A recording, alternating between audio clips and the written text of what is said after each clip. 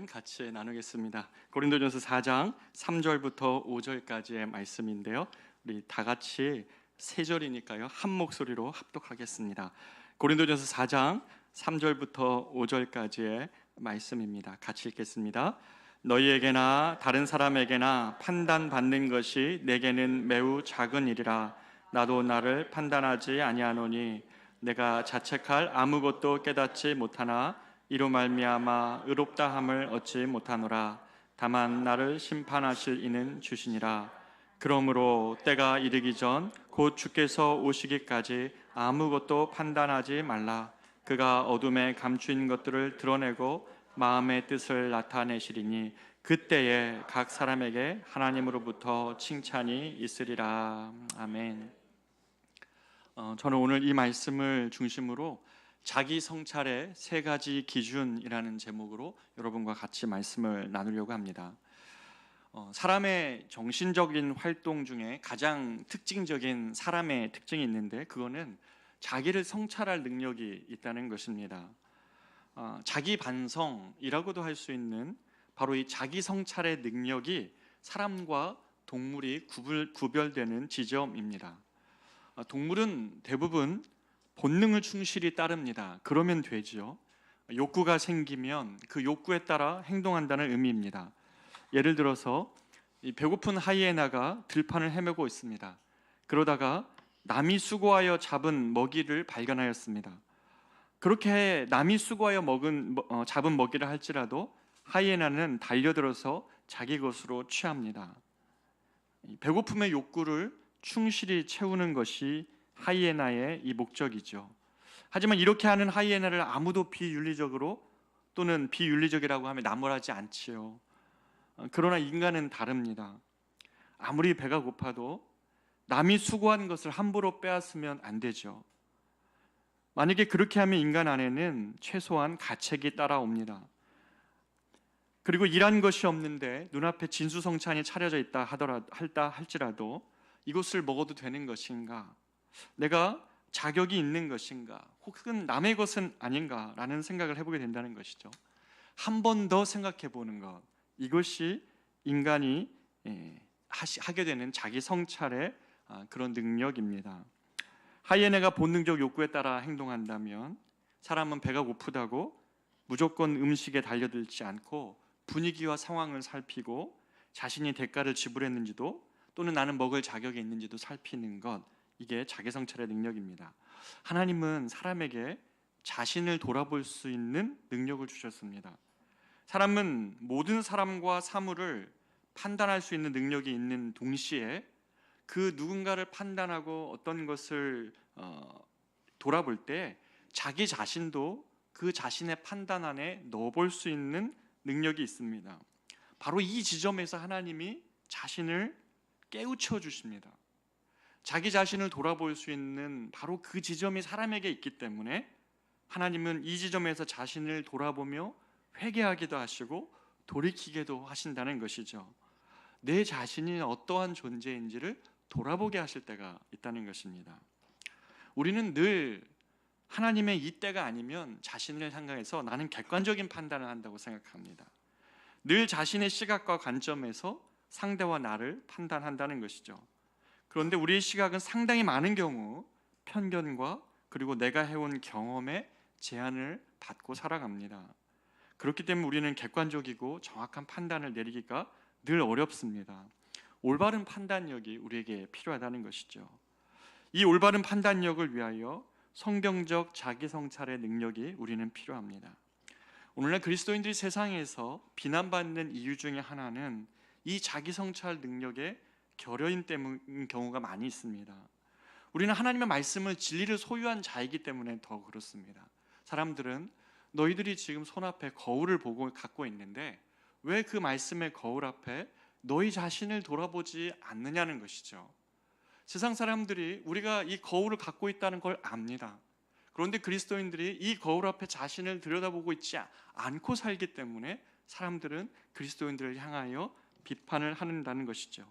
진리를 소유했다고 하나 그 진리에 자신을 돌아보지 않는 그리스도인들, 바로 이것이 저와 여러분의 모습이라면 오늘 말씀이 저와 여러분에게 도전을 했으면 좋겠습니다. 야구 선수가 타율이 떨어지면 그는 2군으로 보내집니다. 그곳에서 앞에서 나아가서 일단 공격하고 중요한 경기에 임하기보다는 일단 뒤로 가라는 거죠. 우리가 삶이라는 이 전장에서 앞에서 먼저 막 씨름하고 분주하게 막 하는 것보다는 내 폼이 떨어져 있고 내가 뭔가 공을 쳐야 되는데 잘 안 맞고 자꾸 그 안 맞는 일들이 벌어진다면 자신이 어디서 무너져 있는지 또는 내가 무언가에서 실수하고 있는지를 돌아봐야 될 필요가 있다는 것이죠. 저 역시 이 새벽의 시간에 가끔 주님의 마음을 뜨겁게 하실 때가 있습니다. 나는 과연 이 목회자의 길을 제대로 걷고 있는 것일까? 선배 목회자들이 걸어왔던 실수도 그렇지만 비판하면서 담는다고 그 비판의 지점보다 저는 오히려 요새 묵상하는 게 그건 것 같아요. 선배 목사님들이 어떤 목사님들이 정말 진정한 목회자의 길을 걸었는가? 비판하면서 우리는 담기 때문에 올바른 본을 보고 싶은 거예요. 그런 목회자의 길을 나는 걷고 있는가? 또 하나, 우리가 우리 자신을 객관적으로 볼 수 없기 때문에 타인이 볼 때는 나는 어떠한가? 더 중점적으로 하나님이 보실 때는 나는 어떤 목회자인가? 이런 질문들이 생각과 마음을 가득 채울 때가 있습니다. 오늘 본문에서 우리는 3절부터 읽었지만 바울은 이 고린도 교회 사람들에게 그리스도의 일꾼, 하나님의 비밀을 맡은 자라고 우리를 여겨달라고 그럽니다. 그러면서 우리가 하나님의 일꾼, 복음의 비밀을, 하나님의 비밀을 맡은 자라고 여겨질 때에 우리를 향한 평가 기준을 하나를 제시합니다. 우리를 이 기준으로 봐달라는 겁니다. 그것은 충성이었습니다. 맡은 자들에게 구할 것은 충성이니라. 우리가 하나님의 비밀을 맡은 자이고 하나님의 사역자들이라면, 하나님의 사람들이라면 우리에게 구할 것이 이 기준이 충성이라고 말합니다. 그렇게 이 충성이라는 기준을 제시하면서 자신이 충성스러운 일꾼인지 자기를 바울은 성찰을 하고 있습니다. 바울은 자기 자신을 성찰할 때 세 가지 요소로 성찰을 합니다. 여기서 우리도 성도의 자기 성찰의 세 가지 요소를 발견할 수 있는데요. 3절에서 4절을 다시 한번 제가 읽어보겠습니다. 너희에게나 다른 사람에게나 판단받는 것이 내게는 매우 작은 일이라. 하나가 나오고요. 나도 나를 판단하지 아니하노니. 두 번째 게 나오고, 내가 자책할 아무것도 깨닫지 못하나 이로 말미암아 의롭다함을 얻지 못하노라. 다만 나를 심판하실 이는 주시니라. 세 번째 기준이 나옵니다. 바울은 자기 성찰을 위해 세 가지 판단의 기준을 세웁니다. 그것은 뭐냐면 첫 번째는 타인이고, 두 번째는 나 자신이고, 그리고 세 번째는 하나님입니다. 바울이 세운 이 세 가지 항목을 중심으로 그리스도인들에게 정말 중요한 이 자기 성찰의 이 세 가지 요소를 오늘 이 밤에 우리 자신에게 한번 적용해 보는 시간이 되었으면 좋겠습니다. 우리가 우리 자신을 돌아본다고 할 때에 첫 번째로 살펴보아야 되는 나 자신에 대한 돌아봄에 있어서 첫 번째 기준은 나 자신의 항상 내면의 동기와 목적을 살피는 것입니다. 여러분이 무언가를 성찰한다고 할 때 자기 자신을 돌아보면서 내가 이 일을 하고 있는, 내가 이렇게 행동하고 있는 내 내면의 동기와 목적을 살펴봐야 된다는 것입니다. 신앙이 이 외적인 활동으로 구성되기도 하지만 더 중요한 부분은 이 내면의 동기와 관련되어 있습니다. 외적인 활동으로 많은 결과를 얻으면 좋겠지만 때로는 그리스도인의 활동의 대부분은 비효율적이고 심지어 낭비적인 것으로 보일 때가 많이 있습니다. 그렇기 때문에 동기가 훨씬 중요한 겁니다. 신앙은 외적 활동으로 지켜야 할 규칙 준수라기보다는 동기와 목적이 하나님께 인정받는 것에 훨씬 많은 가치가 있습니다. 왜냐하면 그리스도인들의 또 선한 영향력을 했던 많은 분들을 보면 다 마이너스 삶을 삽니다. 자기를 비우고 때로는 이유 없는 낭비를 하죠. 한 영혼을 위하여 이유 없는 낭비를 합니다. 주님의 일을 위하여서 당장의 결과가 드러나지 않는데 이유 없는 낭비들을 막 쏟아내요. 사람들이 볼 때는 거기에 무슨 열매가 있겠냐고 하지만 한 영혼을 구하기 위하여 또는 하나님의 일이라면 이유 없는 낭비와 헌신을 합니다. 마태복음 6장에는 안타깝게도 이 신앙생활의 의미를 잘못 이해하고 일평생 종교적 열심만 낸 바리새인 모습이 나오는데요. 마태복음 6장 1절에서 예수님은 이렇게 얘기합니다. 사람에게 보이려고 그들 앞에서 너희 의를 행치 않도록 주의하라. 그렇지 아니하면 하늘에 계신 너희 아버지께 상을 얻지 못하느니라 라고 얘기하면서 이어진 2절에서 15절에 굉장히 그리스도인들의 이 신앙의 모습 세 가지를 나옵니다. 이렇게 이야기하죠. 제가 요약해 보면 너희가 구제할 때에, 너희가 기도할 때에, 너희가 금식할 때에, 이 세 가지를 이야기하면서 이렇게 뒤에를 붙여요. 너희가 구제할 때에 사람에게 영광을 얻으려고 하지 말라. 너희가 기도할 때에 사람에게 보이려고 하지 마라. 너희가 금식할 때에 사람에게 보이려고 얼굴을 흉하게 하지 말라. 너희가 그 구제할 때도 사람의 영광을 위한 너의 동기가 있는 것은 아닌가? 너희가 기도할 때도 혹시 사람에게 보이려고 하는 것은 아닌가? 너희가 금식할 때도 사람에게 보이려고 얼굴을 흉하게 하지 말라고 말씀하시는 거죠. 주님은 성도들의 신앙생활에 매우 뿌리 깊게 잡으자는 이 위선에 대하여 주님은 경계를 합니다. 구제와 기도, 금식 모두가 경건을 위해서 중요한 신앙 훈련들이지만 이것을 위한 마음의 동기와 목적이 그릇되어져 있을 수 있다는 것입니다. 이들은 사람에게 보이려고 또 사람에게 영광을 얻기 위함을 목적으로 훈련하고 헌신했습니다. 여러분, 이렇게 이야기하니까 지금 아무도 내 얘기 아니라고 지금 생각하고 계시는데 자세히 들여다보면 다 우리 얘기입니다. 남이 알아보지 않는 구제 여러분 하고 계십니까? 남이 알아주지 않아도 내가 주님 때문에 한 사람을 위하여 낭비하는 헌신을 하고 있냐는 것이죠. 남들이 시선이 없을 때에도 여러분 홀로 있는 자리에서 하나님 앞에 그렇게 나아가 기도합니까? 남들이 정말 아무리 보는 이 없어도 내가 주님을 향한 갈망 때문에 주님 앞에 나아가 기도하고 있습니까?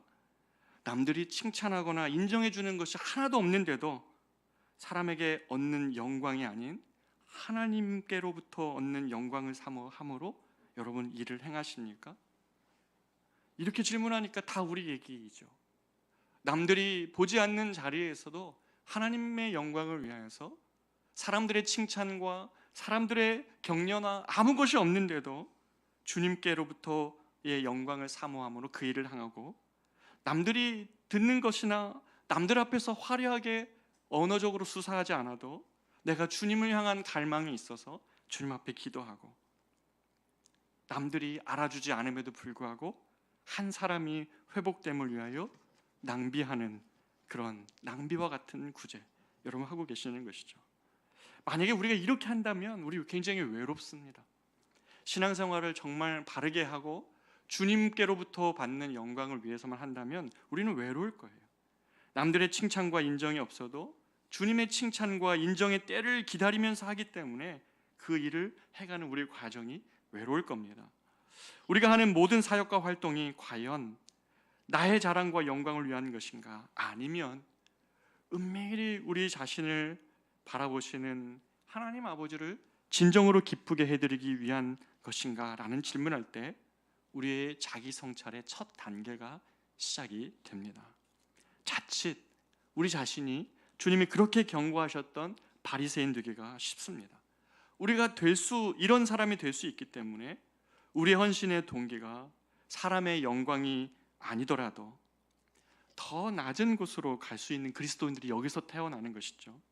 더 남이 인정해주지 않는 그 일을 내가 기쁘게 감당할 수 있는 사람들이 여기서 태어나는 것이죠. 사랑하는 여러분, 오늘 이 밤에 온 수요 예배에 오신 분들은 하나님을 향한 열심이 있는 분들일 텐데, 여러분이 정말 이 동기로 하나님을 섬긴다면 남들이 보지 않는 곳, 남들에게 주목받지 않는 곳이 여러분이 서 있을 자리입니다. 그곳이 우리를 순수하게 지켜줘요. 그곳에서 우리가 중심이 아닌 변두리에 있지만 그곳에서 하나님을 기쁘시게 하고자 하는 열망으로 우리가 주님을 섬길 수 있다는 것이죠. 혹시 여러분이 서운함이나 또는 원망됨이 또는 지침이 그런 것에서 비롯되었다면 우리 자신의 마음의 동기를 다시 돌아보면서 하나님의 인정과 기쁨이 여러분의 열정과 헌신의 동기가 되기를 바라요. 특히 여긴 청년들이 많이 계신데, 여러분 열심을 내어서 청년의 때에 정말 주님을 위해 살고자 하는 여러분의 마음의 그 중심의 동기가 남들이 안 가는 미답지를 갈 수 있어요. 많은 사람들이 예전에 이 고지론자와 미답지론 이 두 가지가 싸웠죠. 그리스도인들은 가장 높은 곳에 올라가서 가장 영향력을 미치는 것이 크리스찬들이다. 그렇게 가르치는 사람들과 어떤 사람들은 아닙니다. 그리스도인들은 아무도 가지 않는 그 길을 주님 때문에 가는 사람들입니다. 미답지, 아무도 가지 않았던 길을 가는 사람들. 저는 개인적으로 미답지론을 믿습니다. 아무도 가지 않은 그 길에서 우리는 순수해질 수 있기 때문이다. 그 길이 반드시 여러분 세상에서 뭐 저기 꼴등에 서 있으라는 그런 말 아니에요. 하나님을 위한 그 순수한 동기로 미답지를 간 사람들을 하나님이 정말 쓰실 때는 순수하게 그들을 쓰신다는 거죠. 순수한 동기로 무장된 그들을 하나님이 사용하신다는 것이에요. 여러분이 일을 하고 여러분이 직장 안에서 또는 여러분의 인생에서 하나님의 꿈을 꾸는 이유는 바로 세상에서 가장 모든 사람이 가고자 하는 그곳에서 가장 영광을 돌리고자 함이 아니라 하나님 앞에서 순수한 동기를 가지고 미답지를 가는 여러분의 마음이 남들보다 훨씬 더 순수한 동기와 열정을 여러분 삶을 이끌어갈 것이기 때문입니다. 여러분, 이 마음이 첫 번째로 우리가 자신을 돌아봐야 됩니다. 나의 마음과 동기가 하나님 앞에 바로 서 있는가라는 것이죠. 두 번째로 자기 성찰을 위한 두 번째 요소는 타인의 관점으로 자신을 돌아보는 겁니다. 신앙은 어떤 면에서 철저히 자기 중심성을 극복하는 일과 관련되어 있습니다. 우리는 지극히 자기 중심적 사고에 늘 사로잡혀 삽니다. 바깥에서는 공동체에 있을 때는 다른 사람과 어울려 사는 것 같지만 내 자리로 돌아오면 우리는 금방 자기 중심으로 돌아와요. 내가 손해본 것 아닌가? 내가 사람들한테 인정받지 못한 것 아닌가? 나를 사람들이 무시한 것은 아닌가? 항상 그런 자기 중심성으로 우리는 돌아가기 너무 쉽습니다. 이게 죽을 때까지 우리가 주님 앞에 갈 때까지 안 벗어지는 우리의 모습일 겁니다. 그러나 우리는 이 자기중심적인 사고에 우리가 사로잡혀 있다는 것을 인정하면 이것이 자연스럽고 당연한 우리의 내면의 모습이지만 이런 시각이 우리를 때로는 편견과 경험의 한계로 인해서 우리 자신의 시각과 마음을 왜곡할 수 있다는 사실을 우리가 인정하게 합니다. 타인의 관점에서 나를 바라보며 자기를 돌아보는 것, 이거 굉장히 중요합니다. 다른 이의 관점에서 정황을 판단하고 나의 모습이 어떠했는지를 돌아봐야 된다는 것이죠. 이거에 대한 대표적인 예가 우리아의 아내를 범한 다윗의 이야기입니다. 다윗이 우리아의 아내 밧세바와 더불어 엄청난 죄를 지었을 때 하나님은 양심이 마비되고 죄로 굳어진 마음에 아무런 깨우침이 없는 다윗에게 우리아를 떠올려 주셨습니다. 자기는 지금 계속 이 밧세바와의 이 죄를 어떻게 은폐할까만 생각하고 있다가 갑자기 우리아의 입장에선 지금 이 상황이 어떤가를 하나님이 다윗에게 깨우쳐 주셨다는 겁니다. 전장에서 자신을 위해 싸우고 있는 충성된 장수의 아내를 빼앗고도 다윗은 멀쩡했어요.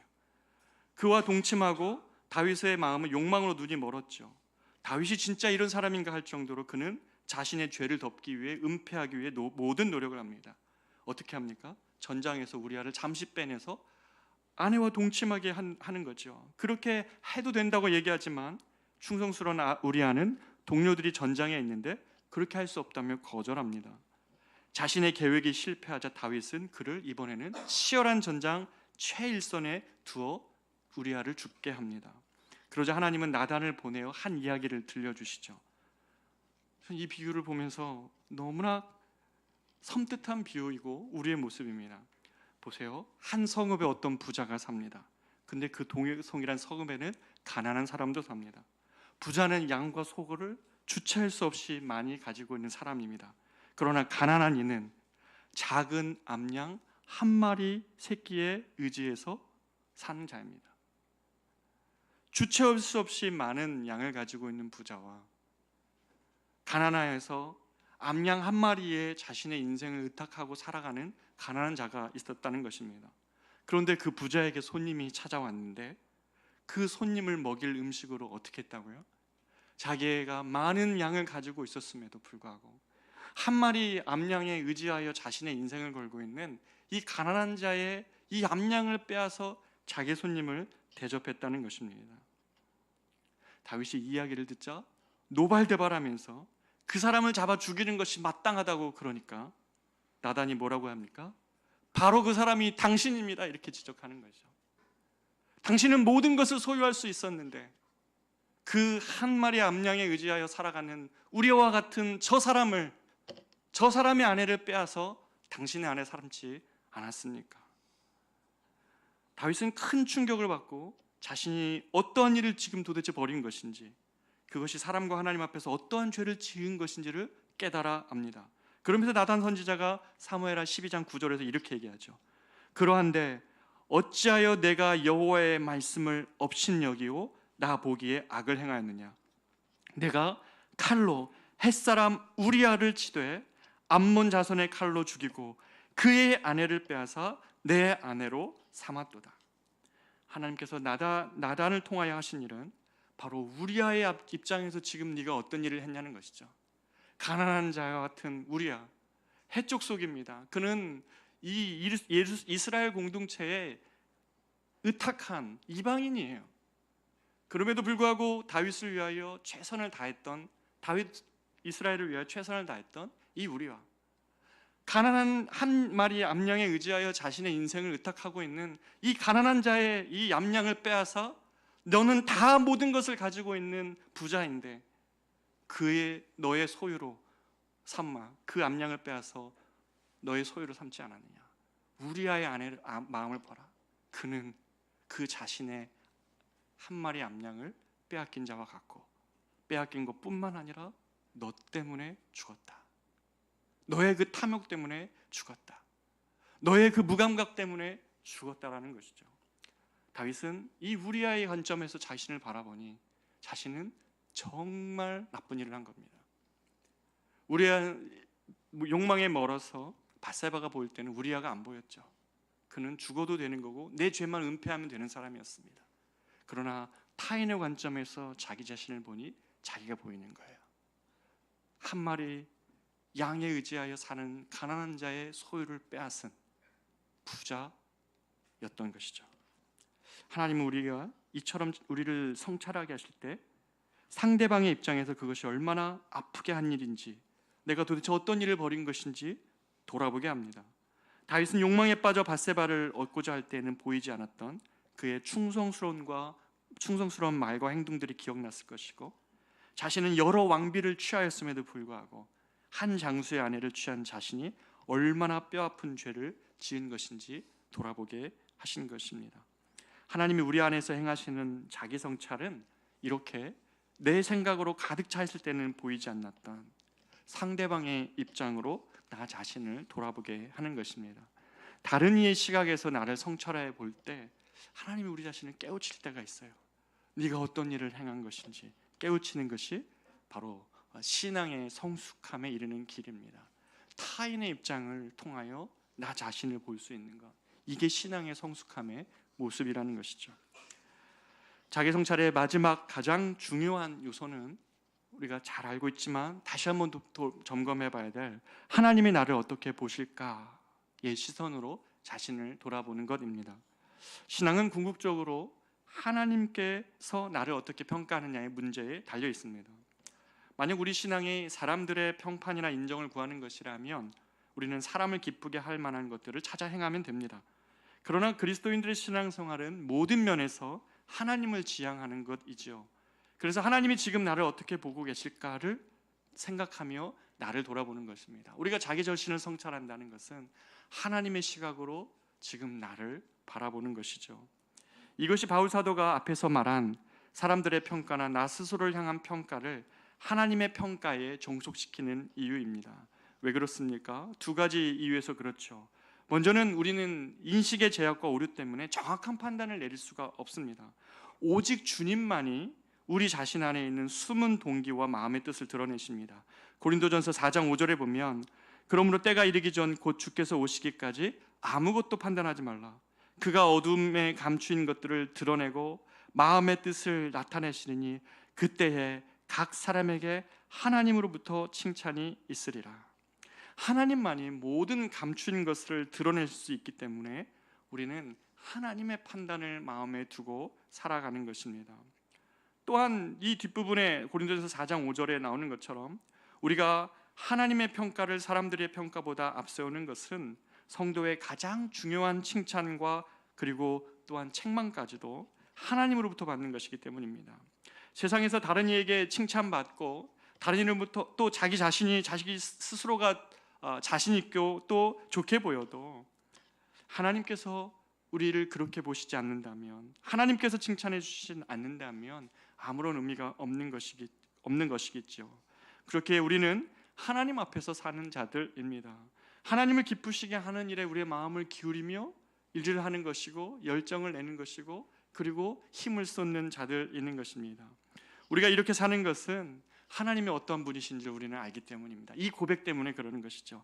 사무엘상 16장 7절, 여호와께서 사무엘에게 이르시되 그 용모와 신장을 보지 말라. 내가 이미 그들을 버렸노라.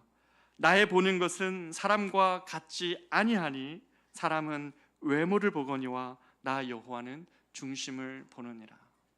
나 여호와는 중심을 보는 것임을 알기 때문에 주님이 마지막 날에 드러내실 나의 중심, 여러분의 인생을 살아오시면서 신앙생활 하시면서 하나님이 마지막 날에 드러내실 여러분의 중심의 모습은 어떠한 모습이라고 생각하십니까? 사람들은 우리가 갖춘 외적인 것에 따라 우리를 판단하겠지만 하나님께서는 우리 마음에 하나님이 기뻐하시는 것을 염두에 두고 살았는지를 가지고 판단하실 것입니다. 그것이 설마 5달란트를 받고 장사하다가 못 남기고 다 잃어버린 것 같은 인생일지라도 내가 주님과 함께 이 5달란트를 가지고 한번 주님을 위해 살아보겠노라고 했던 여러분의 그 모든 시간과 마음의 중심을 하나님은 하나하나씩 카운트 하실 것입니다. 주님을 기쁘시게 하기 위한 여러분의 동기와 여러분의 열심을 주님이 그것을 바라보시고 그것을 받으실 것입니다. 짐 엘리엇의 전능자의 그늘이라는 책을 여러분은 아실 것입니다. 참 이 책은 많은 그리스도인들에게 많은 질문들을 하게 하고 우리 마음의 중심의 동기와 그리고 하나님이 기뻐하시는 것이 무엇인가를 돌아보게 하는 책입니다.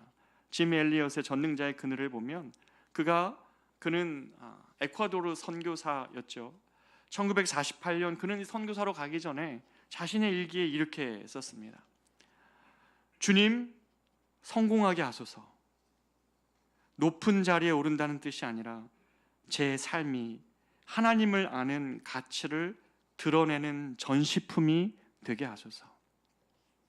주님, 내 인생이 성공한 것이라면 높은 자리에 오른다는 뜻이 아니라 내 삶이 하나님을 아는 가치를 드러내는 전시품이 되게 하옵소서.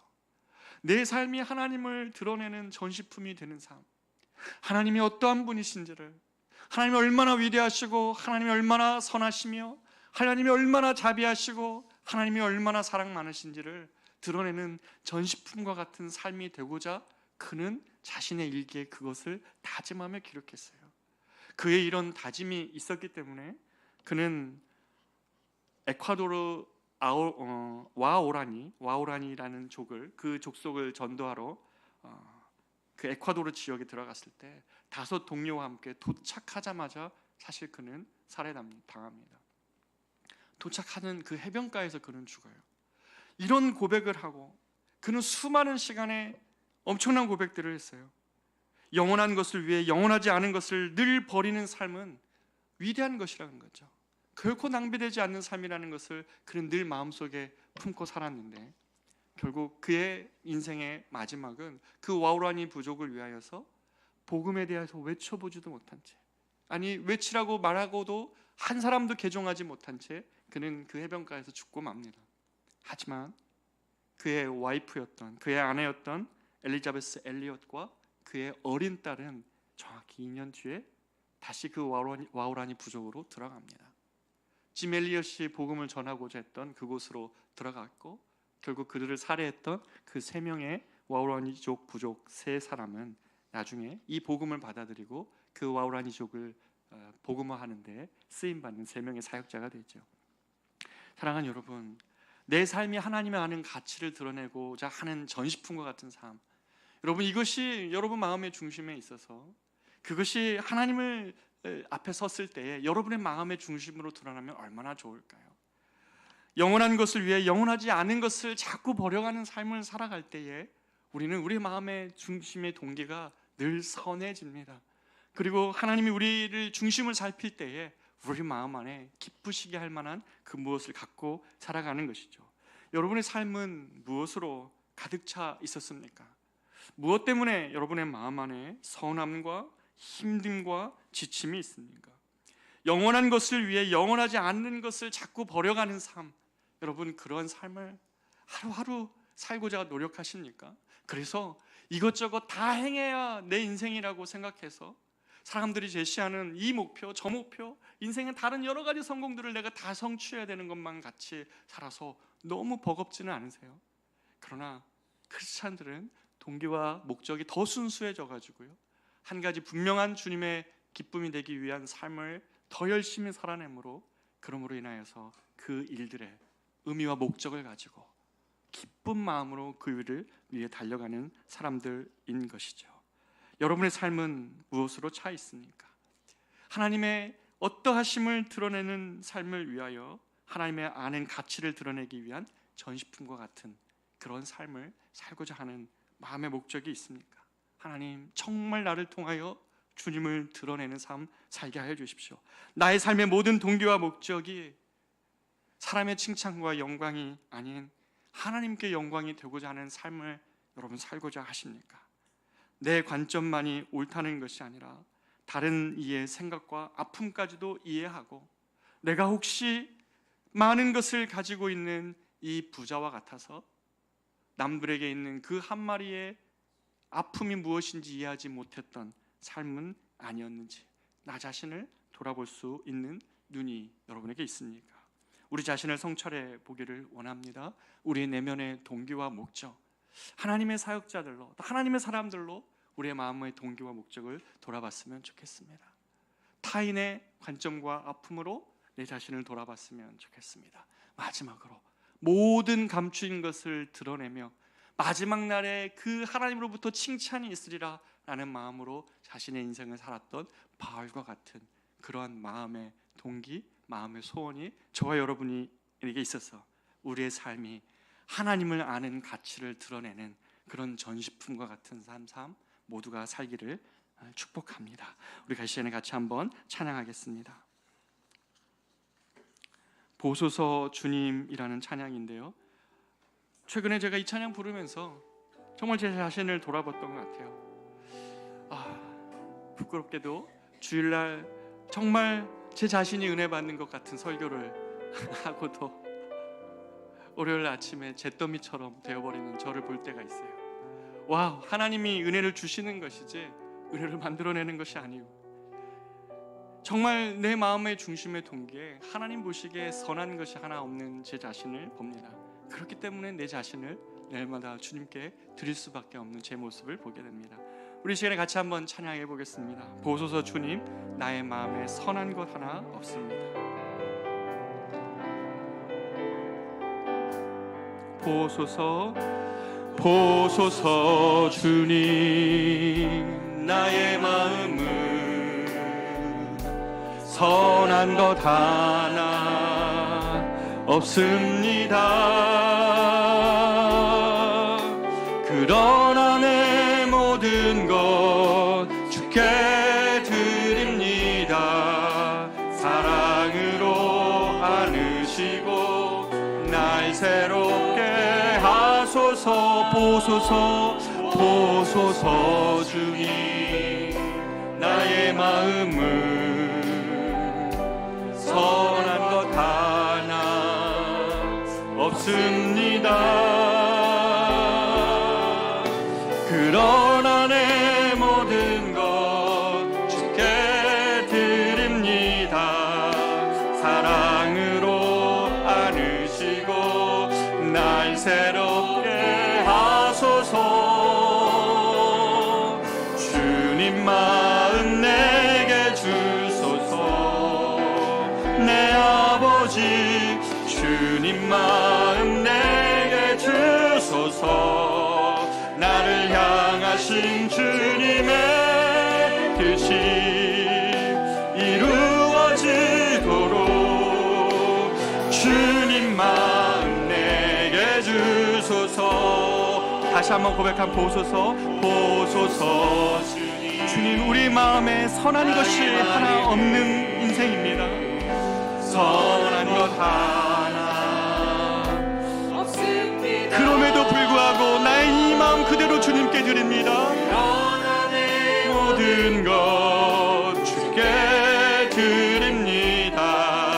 사랑으로 날 새롭게 하소서.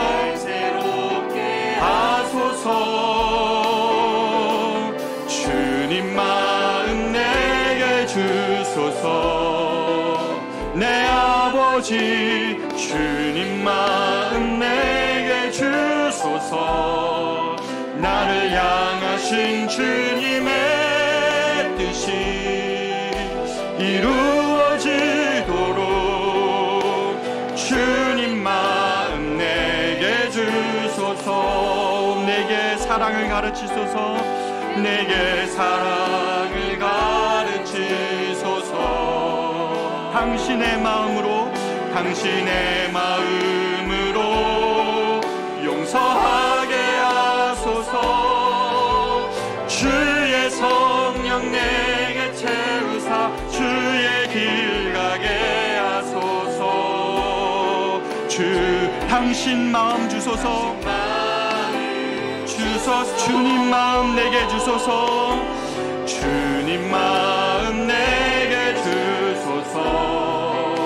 내 아버지 주님 마음 내게 주소서. 나를 향하신 주님의 뜻이 이루어지도록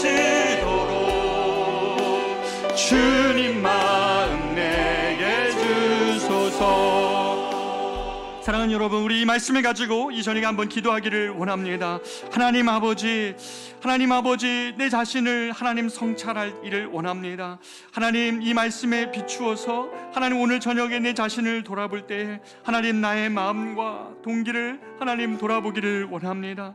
사람에게 보이려는 하나님 그런 영광, 그런 얄팍한 영광 때문에 하나님 내가 하나님의 사람들의 영광을 알지 못하며 살아갑니다. 하나님의 사람들의 마음에 있는 영광, 하나님의 영광이 되기 위하여 공부하고 일하고 교회를 섬기고 세상 가운데 살아갑니다. 그 영광을 향한 동기가 우리를 진정으로 기쁘게 할 것이고 진정으로 우리가 힘있게 할 것입니다. 혹이라도 하나님 타인의 관점 안에서 하나님 나 자신을 못 보며 하나님 부자로서 살면서 한 마리 양에 의지하여 살아가고 있는 가난한 자의 양을 빼앗는 것 같은 아버지 하나님, 그러한 심정으로 살아가고 있는 것은 아닌지 우리 자신을 하나님 정말 타인의 관점으로 돌아보기를 원합니다. 나를 아프게 했던 또는 내가 힘들게 했던 사람의 관점으로 하나님 나 자신 하나님 돌아보기를 원합니다. 마지막으로 하나님, 정말 하나님을 아는 가치를 드러내기 위하여 아버지 하나님, 내가 주님의 그 전시품과 같은 삶을 살고자 했던 하나님 주님의 인력처럼 하나님의 관점으로 하나님의 영광을 위하여서 살고자 했던 하나님 그 주님, 마지막 날에 모든 것이 드러나게 하실 그 주님을 하나님 기대하며 주님께로부터 올 칭찬을 위해 살아갔던 하나님이 짐 엘리엇과 같은 삶, 하나님 나도 살아가기를 원합니다. 하나님, 내 마음에 지침이나 무엇이 있었다면 이 저녁에 이 말씀이 우리를 다시 돌아보게 하기를 원합니다. 우리 같이 한번 이 말씀으로 같이 한번 기도하기를 원합니다. 기도하겠습니다.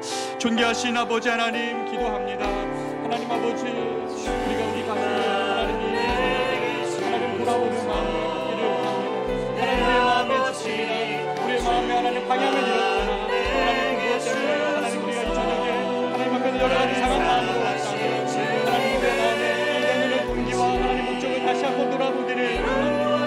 하나님 아버지, 사랑을 하나님 시간이 있다 하나님께 하나님의 영광을 드려서 사람에게 인정과 사람에게 그 무엇 때문이 아니라 하나님 성도의 영광과 성도의 하나님의 기쁨을 하나님을 영화롭게 하고자는 마음의 순수함과 하나님 우리를 힘있게 하고 우리를 능력 있게 하고 우리가 저 세상 속에서 하나님 더 하나님 열심히 살아갈 수 있고 우리가 하는 지침의 하나님 인간과 우리가 작은 것 하나님 넘어는 하나님 그렇게 울고 있는 우리 자신이 아니라 여호와여, 우리가 하나님 주님 앞에 드리는 하나님 빈도시하고 하나님 정말 삶을 살아가지만 하나님 앞에 온 것이 하나님을 드러내는 이유이고 하나님 목적임을 고백합니다.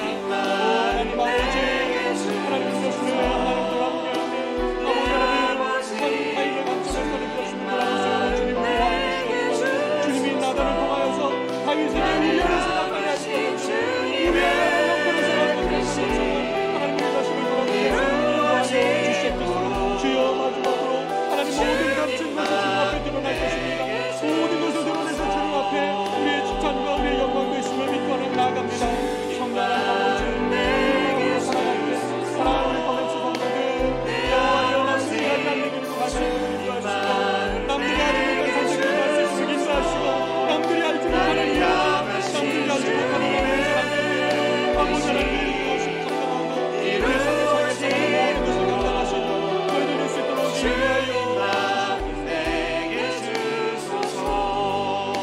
한 가지만 더 위해 기도하겠습니다. 우리가 기도할 때에 하나님, 내가 하나님의 가치를 아는 전시품과 같은 하나님 그런 삶을 살게 하여 주십시오. 영원한 것을 위하여 영원하지 않은 것들에 대하여서 내 삶에서 제외하면서 살아가게 하여 주십시오. 많은 다양한 것들이 나를 향하여 손짓해 오지만 하나님, 내가 주님을 향하여서 정말 하나님 달려갈 수 있는 바로 그것, 하나님께 기쁨이 되는 삶을 살아가는 하나님 그 순수한 동기가 정말 마지막 날에 우리를 칭찬하실 주님이 한 분 하나님밖에 없다는 사실을 하나님 기억하며 살아가는 우리의 동기가 우리를 다시 한번 힘있게 할 것임을 믿습니다. 주여, 주여, 이 짐 엘리엇과 같은 고백이 하나님 우리 안에 있게 하여 주셔서 내가 혹시라도 지쳐 있다면, 혹시라도 내가 여러 가지 이유로 마음이 상해 있다면 다시 한번 하나님 앞에서 힘을 낼 수 있는 아버지 그 선명한 표대를 향하여 하나님 일어나고 다시 일어날 수 있게 해달라고, 다른 것들 때문에 내 마음이 번잡했고 내 마음이 지쳤다면 하나님 이 목표가 나를 자유케 할 것입니다. 나의 기쁨을 회복하게 하실 것입니다. 하나님 나를 다시 깨울 것입니다. 우리가 이러한 이유를 가지고 이러한 기도의 제목으로 주님 앞에 다시 한번 마지막으로 기도하도록 하겠습니다. 기도하겠습니다. 하나님 아버지, 그렇습니다. 하나님 여러 가지 사랑하고 내 아버지, 제가 하나님을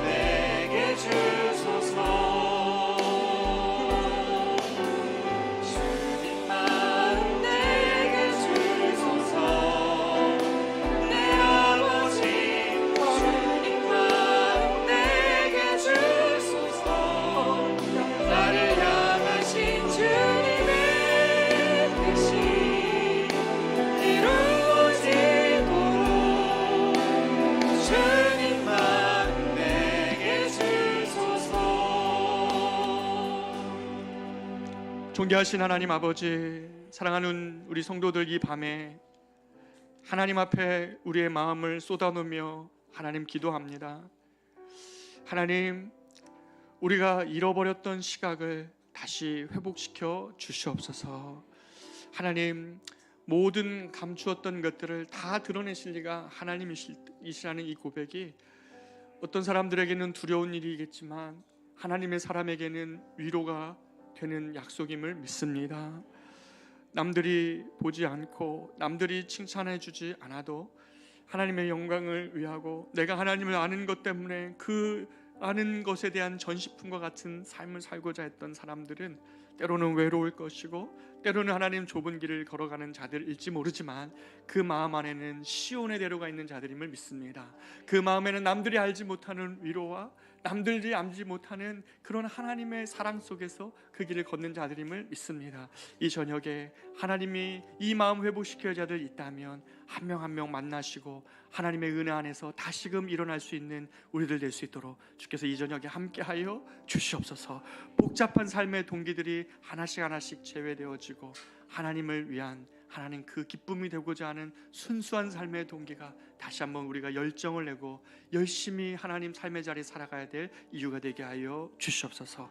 그렇게 하실 주님을 찬양하옵고 이제는 우리 구주 예수 그리스도의 은혜와 하나님의 말로 다 할 수는 없는 사랑하심과 성령님의 인도, 보호, 교통 충만케 하심이 자기 자신을 돌아보며 하나님 앞에서 다시금 힘을 내고자 오늘 말씀을 듣고 저 가정과 삶으로 나아가는 이 저녁에 주님께 기도하는 사랑하는 모든 성도들 위해 이제로부터 영원토록 함께 있을지어다. 아멘.